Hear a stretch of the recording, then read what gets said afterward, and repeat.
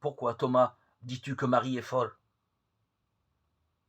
Thomas avait arraché une patte de pigeon et la sucé à en faire craquer les os délicats.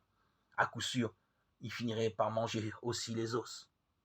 Jésus n'a-t-il pas expulsé d'elle 7 démons? Répliqua Thomas avec violence. Ces démons étaient ceux de la luxure. Quel autre démon d'ailleurs habiterait une femme? Mais comment sais-tu qu'il s'agissait des démons de la luxure?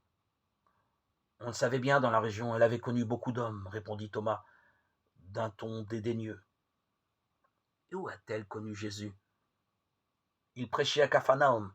On ne parlait que de lui en Galilée, il guérissait des malades et des infirmes. Elle avait été attirée là par sa renommée. Comme tu sais, Capharnaüm est à 2 pas de Magdala. Elle se trouvait un jour dans la foule des gens qui suivaient Jésus. Elle a été prise d'un accès de possession. Elle s'est agitée tout à coup, prononçant des sons incohérents. Elle se convulsait presque. Tout le monde s'est écarté pour former un cercle autour d'elle. Jésus est allé vers elle. Il a mis la main sur son épaule. Il a ordonné au démon de sortir d'elle. Elle s'est effondrée. Elle ne paraissait plus qu'un tas de chiffons. Puis elle s'est relevée en larmes et s'est jetée aux pieds de Jésus.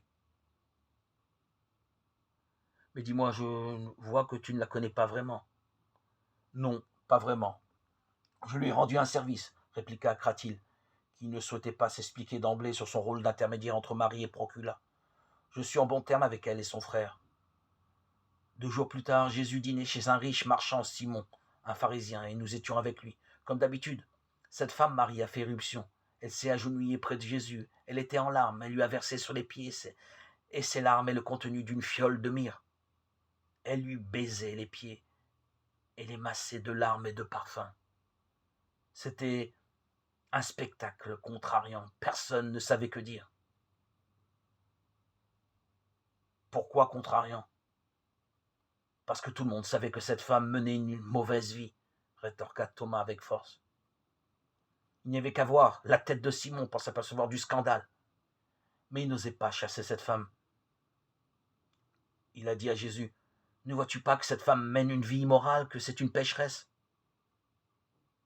Et Jésus lui a répondu par la parabole suivante. 2 hommes devaient de l'argent à un prêteur. L'un lui devait 500 shekels d'argent et l'autre 50. Et comme il ne pouvait le rembourser, il a annulé leur dette. Maintenant, lequel des deux, crois-tu, lui porte le plus de gratitude? C'est évidemment le plus gros débiteur. Jésus fait donc un parallèle entre les grands pécheurs comme cette femme et les gros débiteurs.